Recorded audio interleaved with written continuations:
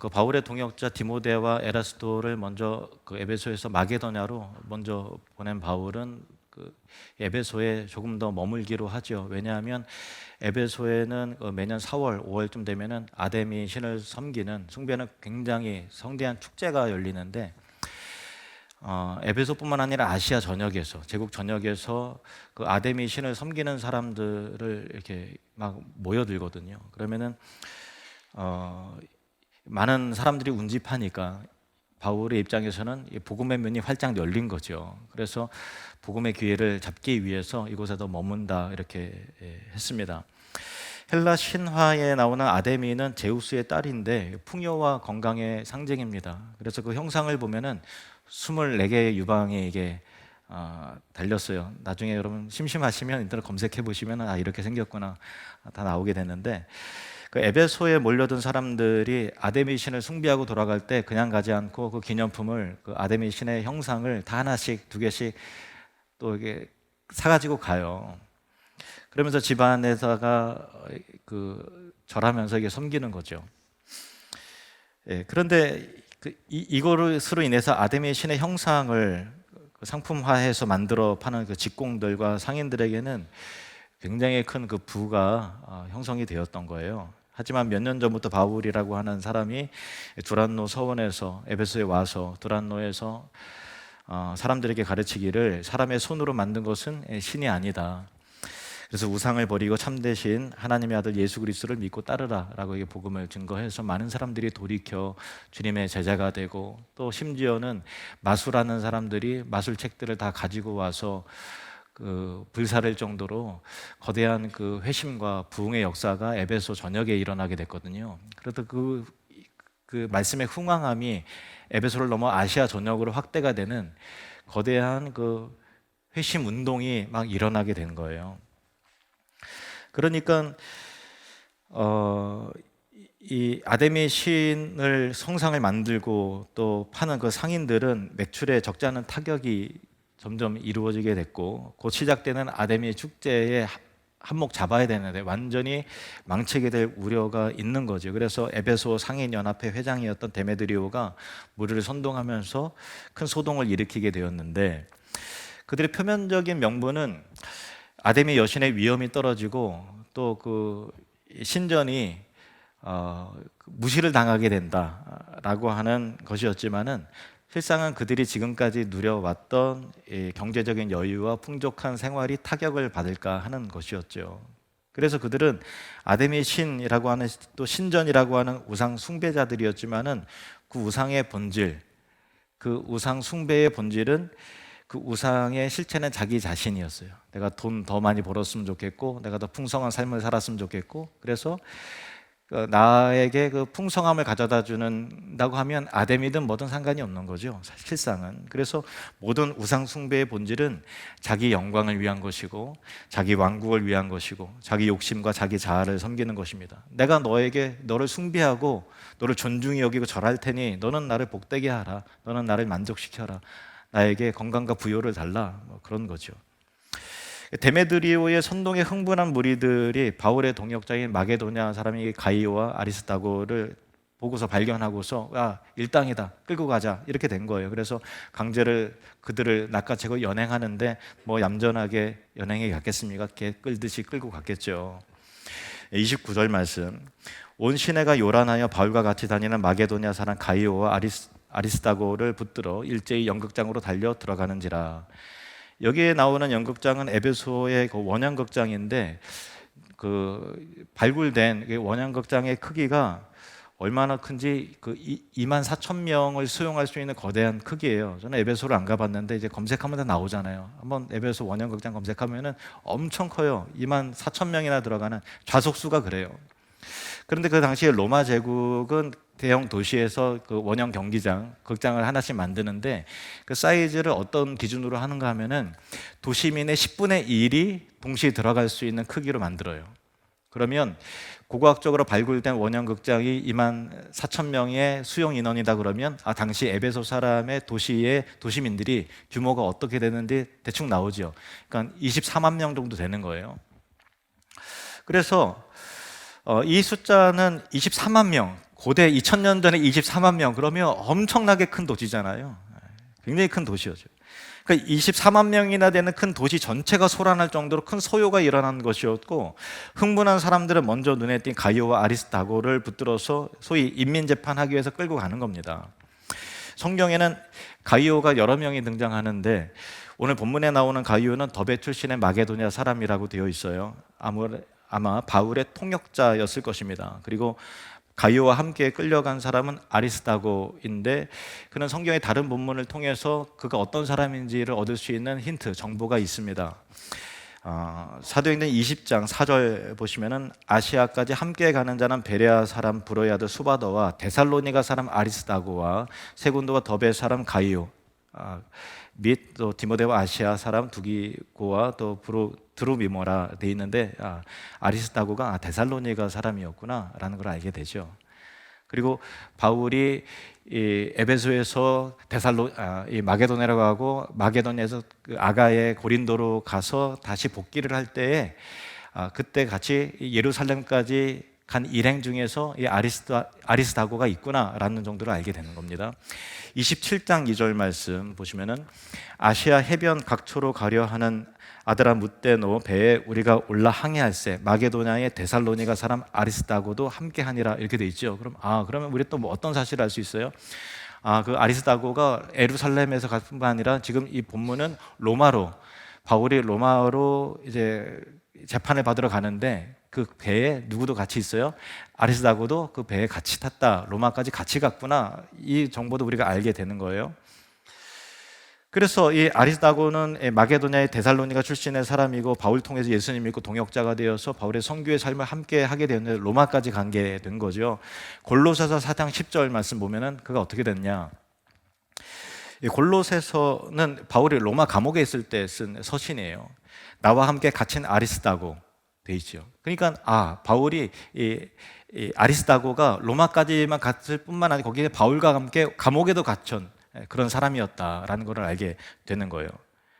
그래서 다시 본문을 보면은 중요한 통찰 하나를 얻을 수 있어요. 29절, 온 시내가 요란하여 바울과 같이 다니는 마게도냐 사람 가이오와 아리스다고를 붙들어 일제히 영국장으로 달려 들어가는지라 라고 했는데, 바울과 같이 다니는, 사람들의 시각에는 그냥 같이 다니고 같이 동행하는 그냥 이제 패거리, 그의 일당 정도로 동행하는 사람 정도로 보았지만은, 가이오와 아리스다고는 바울의 선교와 그 인생을 걸고 함께한 동역자였다라는 거예요. 그러니까 바울과 함께 복음을 전하고, 바울과 함께 고난받고, 함께 고통 겪고, 함께 오해받고, 바울과 함께 고생하고, 함께 굶기도 하고, 함께 배를 타서 풍랑을 만나기도 하고, 함께 잡히기도 하고, 함께 맞기도 하고, 또 갇히기도 하면서 하나님 나라를 위해서 살아가는 참된 동역자였다라는 것입니다. 우리가 함께 공동체를 이루어서 함께 간다라는 것은 물리적으로 같이 나란히 걷는 정도가 아니라 그 인생이 같이 묶여 있는 거예요. 교회 안에서 우여곡절과 복음을 위해서 여러 가지 일들을 같이 겪어내는 게 동역자입니다. 끝까지 바울같이 옥에 갇히기까지 했던 그런 아리스다고와 같이 신실한 주님의 동역자들이 되시기를 주님으로 축원합니다. 이 모든 소요 속에서 간신히 빠져나온 바울이 마게도냐로 갑니다. 그리고 마게도냐에서 편지를 쓰는데 그게 바로 고린도 후서예요. 고린도 후서를 가만히 읽어보면 이 아시아의 에베소에서 있었던 일이 어떤 일이었는지 우리가 좀 더 그 정황을 더 자세하게 알게 되는 거예요.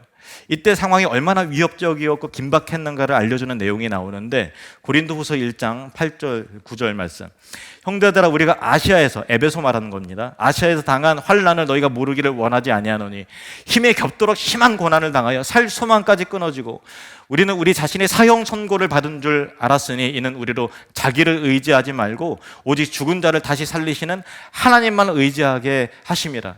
단순히 거대한 소란 정도가 일어난 게 아니라 바울과 함께한 가이오와 아리스다고와 여러 제자들이 여기서 우리는 죽는구나, 사형을 당하는구나 라고 느낄 정도로 거대한 그 분위기가 굉장히 위협적이었고, 생명을 끝까지 갔던 그 하나님께서 그 죽음 끝까지 몰아내셨다라는 거예요. 그래서 결국은 그때 어떤 걸, 이제는 죽은 자를 다시 살리시는 부활의 하나님만 의지하자, 오직 주님께만 소망을 두자라는 것까지 가게 됐다라는 거예요. 아까 그 영상에서도 우리 삶 가운데서 우리가 겪게 될 여러 가지 위기와 위험이 있잖아요. 본질은 뭐냐면 그 위기와 상황에서 빠져나오는 게 본질이 아니라 오직 주님만을 의지하는가, 오직 주님께만 소망을 두는가, 이것이 그 사건과 우리가 겪는 모든 위협의 요소의 본질인 것입니다. 그 본질을 잊지 마시길 바랍니다.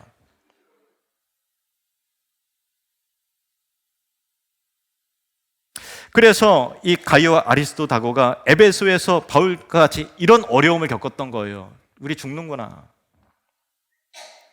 그리고 특히 아리스토다고는 바울과 함께 로마 감옥까지도 함께한 사람이었죠. 모든 고난의 여정에 함께한 동역자였던 것입니다.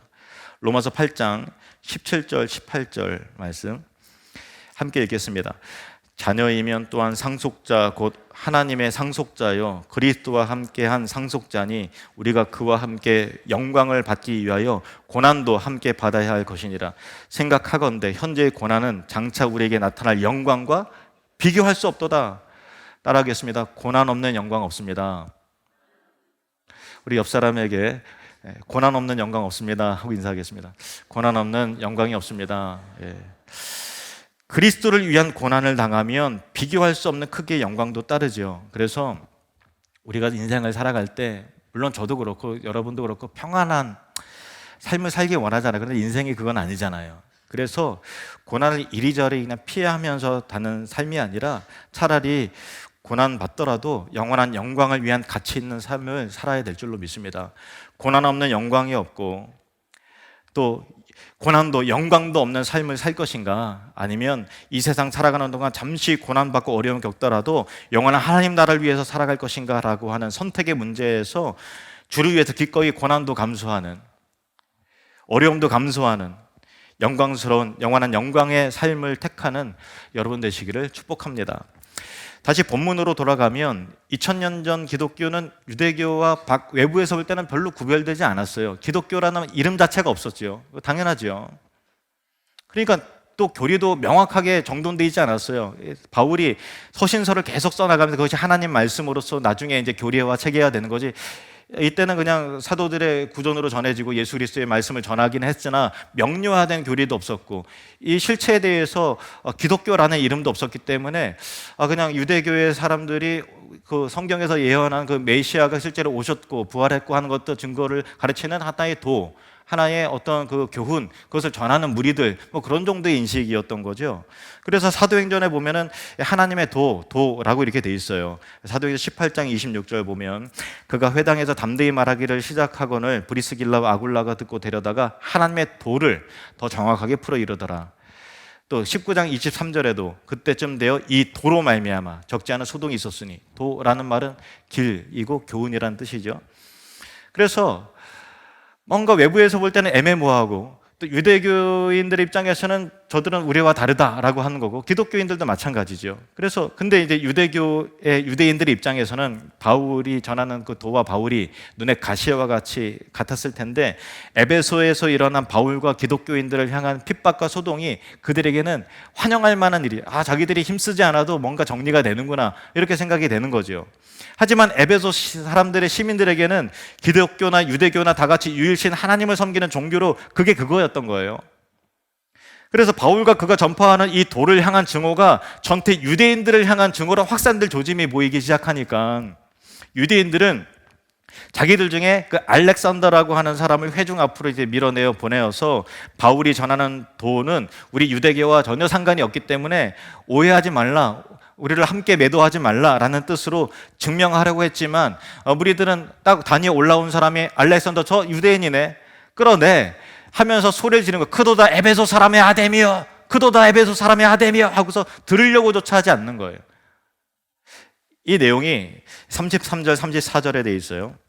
33절 34절 유대인들이 무리 가운데서 알렉산더를 권하여 앞으로 밀어내니 알렉산더가 손짓하며 백성에게 변명하려 하나 그들은 그가 유대인인 줄 알고 다 한 소리를 외쳐 이르되 크다 에베소 사람의 아데미여 하기를 2시간이나 하더니, 그래서 유대인들이 알렉산더라는 사람을 통해서 무리들에게 자신들의 입장을 표명하려고 또 변명하려고 했음을 볼 때 알렉산더는 어떤 사람이었느냐? 그 유대인들 가운데서 좀 유력한 사람이었고 말을 잘하는 사람이었고, 그리고 거기에 내보냈을 때 할 말이 많은, 뭔가 이 바울에게 적개심을 품은 그런 사람이었을 수 있겠죠. 디모데후서에서 바울에게 해를 심각하게 많이 끼친 이 사람이 나오는데 그가 알렉산더예요. 오늘 본문에 알렉산더와 동일 인물로 보는 학자들이 많이 있어요. 디모데후서 4장 14절에서 15절 말씀 같이 읽겠습니다. 시작. 우리 세공업자 알렉산더가 내게 해를 많이 입혔음에 주께서 그 행한 대로 그에게 갚으시리니 너도 그를 주의하라. 그가 우리 말을 심히 대적하였느니라. 그러니까 바울의 삶에 있어서 그와 함께한 신실한 믿음의 동역자들이 있어요. 디모데와 에라스도, 또 누가와 또 이 가이오와 또 등등 여러 사람들이 있었어요. 하지만 바울이 전하는 말과 복음을 회방하고 대적하고 또 아주 바울을 고통스럽게 하고 해롭게 하는 알렉산더와 같은 사람도 있었다는 거예요. 아마 구리 세공업자 알렉산더는 에베소 소동 사건 전후로 무슨 바울과 그 원한 관계가 생긴 것 같아요. 그래서 그는 바울을 방해하고 해롭게 하는 것을 자신의 인생의 사명으로 여기고 가는 곳곳마다 바울을 괴롭게 하고 힘들게 했던 그런 끝까지 고통스럽게 한 사람이었어요. 그래서 바울은 디모데후서 그 맨 마지막 서신이잖아요. 바울의 노년에 쓴 디모데에게 주께서 행한 대로 그에게 갚으실 것이다 라고 단언하면서 너도 그를 주의하라 라는 말로 합니다. 주께서 그가 행한 대로 그에게 갚으리라 라고 하는 이 말이 어떤 사람에게는 축복의 말이 되고 위로와 격려의 말이 되겠죠. 주께서 행한 대로 갚아주실 거야 라는 말이 어떤 사람은 상급이요 면류관이 되겠죠. 근데 어떤 사람에게는 저주와 심판의 말이기도 한 거예요. 자기를 부인하고 겸손하게 주를 섬기고 희생하면 그가 행한 대로 주께서 갚아주시리라 라고 하는 그 말이 얼마나 큰 위로와 상급이에요. 그러나 교회와 복음과 하나님의 일을 하는 사람을 방해하고 해를 끼치면 그가 행한 대로 그가 주께서 갚아주시리라 라고 하는 것은 얼마나 두렵고 얼마나 심판의 메시지가 강한 저주의 말입니까? 그래서 주께서 그가 행한 대로 그에게 갚으시리니 이 말이 여러분 모두에게는 두려움과 저주와 심판의 말이 되지 말고 오히려 축복과 상급과 기대와 소망의 말이 되시기를 주님의 이름으로 축원합니다. 오늘 본문 속에 참 재미있으면서도 교훈이 되는 장면이 나오는데 32절 말씀. 사람들이 외쳐 어떤 이는 이런 말을 어떤 이는 저런 말을 하니 모인 무리가 분란하여 태반이나 어찌하여 모였는지 알지 못하더라. 24,000명이나 들어가는 에베소 원형극장에 수많은 사람들이 모여서 크다 에베소 사람의 아데미여 아데미여 하고서 소리를 지르는데 2시간이나 고성을 지르는 거예요. 얼마나 소리 끼치겠어요. 제정신이 아니죠. 2시간 고성을 지르는데 거기 모인 사람들이 가운데서도 이 말도 오고 가고 저 말도 오고 가고 하는데 출처도 근거도 없는 말들이 사람들 동요시키더라는 거죠. 그리고 거기는 태반이 자기가 왜 와 있는지 모르고 왜 소리 지는지 모르고 격앙된 목소리로 화를 내는 거예요. 그러니까 내가 왜 왔고 이런 말 저런 말을 듣는데 무슨 말인지도 모르는데 그냥 화가 나는 거죠. 감정의 전이가 일어나서. 그리고 왜 화가 났는지도 모르고 내가 왜 왔는지도 모르고 그들 개개인이 군중의 일원이 되어서 함께 화가 나서 소리 지르고 있더라는 거죠. 여기서 우리가 새겨야 할 중요한 교훈 몇 가지가 있습니다. 이 교훈을 마음에 새기시길 바랍니다. 첫 번째는 함께 화가 나서 소리는 그 자리에는 가지도 있지도 말라는 거예요. 분노의 감정은 쉽게 전이가 일어납니다. 두 번째, 그 말을 듣고 화가 났고 저 말을 듣고 화가 났는데 과연 근거와 출처가 있는 말인가? 하나님 앞에서 정말 옳은 말인가? 옳은 태도인가? 하나님을 경외하는 사람의 입에서 나온 말인가? 라는 것을 분별하라는 것입니다. 세 번째는 선동당하에 속지 말라는 교훈이에요. 무리들이 에베소 상인의 연합회장 데메드리오에게 선동당해서 크다 에베소 사람이 아데미여 하고 몇 시간이나 소리를 지르고 있지만 정작 선동한 사람의 진심은 에베소 사람을 위한 게 아니었다라는 거예요. 아데미를 위한 것도 아니었고 신전을 위한 것도 아니었어요. 그건 명분이었어요. 그저 자신의 기득권, 풍요로운 삶과 경제적 지위를 계속해서 누리기 위함이었다라는 거예요. 얼마나 이기적이에요. 얼마나 탐심이 가득해요. 이것은 정치인들이나 이익 단체들에게도 많이 발견되는 모습이지 않습니까? 명분은 국민의 뜻이고 명분은 국민을 위한 것이고 국민의 심판이지만 결국은 자기의 일속을 위한 것이고 자기 단체를 보호하기 위한 거라는 것을 우리는 알고 있어요. 그러면서도 미련한 백성들은 계속해서 같은 논리로 선동당하여 속는 거죠. 본문 가운데 모인 무리가 분란하여 태반이나 어찌 모였는지 알지 못했다라고 하는 것처럼 영문도 모른 채 무리 중에 끼어서 하나님의 뜻을 거슬러 대적했던 사람들이 역사 속에 많이 있습니다. 출애굽한 이스라엘 백성들이 가나안 땅에 들어가기 위해서 가데스 바네아라는 곳에 모였는데 모세는 각 지파별로 한 명씩 대표로 해서 12명의 정탐꾼을 가나안 땅으로 보내요. 그리고 40일 만에 정탐을 다 하고 돌아옵니다. 그 중에서 10명의 정탐꾼은 가나안 원주민이 얼마나 크고 장대한지 우리는 그 앞에서 완전히 메뚜기 같아서 힘도 못 쓰고 다 죽게 될 것이다 하면서 가나안 땅에 절대 들어가서는 안 된다. 죽음의 땅이다 하면서 선동적인 보고를 해요. 하나님의 뜻에 대한 고민이 없어요. 자기 느낀 대로, 감정대로, 본대로 나 이렇게 봤다는 거예요. 다 얘기를 하는 거죠. 나머지 두 정탐꾼인 여호수아와 갈렙만 그 땅을 믿음의 눈으로 바라보는 거예요. 하나님의 뜻 가운데서 보는 거예요. 그리고 하나님의 뜻에 따라서 하나님이 함께 하시기 때문에 우리는 그들을 이길 수 있다고, 조금도 두려워할 필요 없다고 역설을 합니다. 서로 상이한 보고 내용을 접한 사람들의 민심은 어디로 흘러갔을까요? 그 백성들의 반응은 어땠을까요? 민수기 14장에 나오죠. 1절에서 4절 말씀. 온 회중이 소리를 높여 부르짖으며 백성이 밤새도록 통곡하였더라. 이스라엘 자손이 다 모세와 아론을 원망하며 온 회중이 그들에게 이르되 우리가 애굽 땅에서 죽었거나 이 광야에서 죽었으면 좋았을 것을 어찌하여 여호와가 우리를 그 땅으로 인도하여 칼에 쓰러지게 하려 하는가? 우리 처자가 사로잡히리니 애굽으로 돌아가는 것이 낫지 아니하랴. 이에 서로 말하되 우리가 한 지휘관을 세우고 애굽으로 돌아가자 하매. 여러분, 옆에 있는 사람이 통곡한다고 같이 통곡하지 말고, 옆에 있는 사람이 원망한다고 같이 원망하지 말고, 옆에 있는 사람이 화가 나 죽겠다고 해도 같이 그 화를 이어받아서 같이 화를 내서는 안 돼요. 그러면 같은 무리 속에 섞여서 같이 망하고 같이 죽는 것입니다. 중요한 것은 이게 정말 하나님을 위한 것인가? 주님의 영광을 바라보는 것인가? 정말 하나님의 뜻을 따르는 것인가? 교회를 위한 것인가?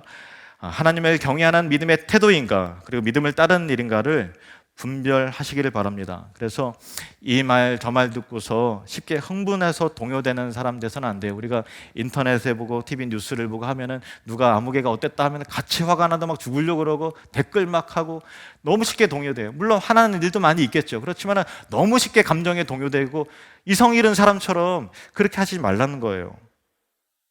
그것은 우리 일상에서도 마찬가지고 직장 생활에서도 마찬가지고 교회 생활에서도 마찬가지예요. 그래서 이런 설교를 하면 여러분 긴장해서 야, 또 무슨 일이 있나? 무슨 일이 서졌나? 뭐 이렇게 하겠지만 그런 일이 있는 것이 아니라 그저 사도행전 본문 순서대로 진행하는 거예요. 다만 지상교회는 늘 불완전하잖아요. 우리 모두 죄인이잖아요. 그래서 말도 많고 문제도 많기 때문에 혹 나중에 여러분 자신의 믿음을 지켜내기 위해서라도 이 교훈을 꼭 마음에 새기시기를 축복합니다. 고린도전서 15장 58절 말씀 시작. 그러므로 내 사랑하는 형제들아 견실하며 흔들리지 말고 항상 주의 일에 더욱 힘쓰는 자들이 되라. 이는 너희 수고가 주 안에서 헛되지 않은 줄 알미라. 여러분의 수고가 주 안에서 헛된 걸로 끝나지 않도록 견실하여 흔들리지 말고 항상 주의 일에 더욱 힘쓰는 자들이 되십시오. 이 얘기 저 얘기 이 말도 맞는 것 같고 저 말도 맞는 것 같고 하고 막 헷갈리고 그럴 때 많잖아요. 그런데 휩쓸리지 말고 견실하고 흔들리지 말고 모든 판단 주님께 맡기고 주의 일에 더욱 힘쓰는 자들이 되십시오. 여러분의 믿음과 의지를 꺾는 일에 동요되지 마십시오. 히브리서 10장 38절 말씀 시작. 나의 의인은 믿음으로 말미암아 살리라. 또한 뒤로 물러가면 내 마음이 그를 기뻐하지 아니하리라 하셨느니라. 나의 의인은 믿음으로 말미암아 살리라. 또한 뒤로 물러가면 내 마음이 그를 기뻐하지 아니하리라. 평생토록 뒤로 물러가지 않고 주님의 기쁨이 되는 저와 여러분 되시기를 축복합니다. 그래서 이 말과 저 말에 쉽게 선동당해서 같이 소리 지르고 같이 분노하고 분위기에 끌려서 의지와 상관없이 본래 마음은 그건 아니었는데 같이 주변에서 그러니까 자기도 한 목소리를 내서 이게 막 소리 지르는 거예요. 영문도 모른 채.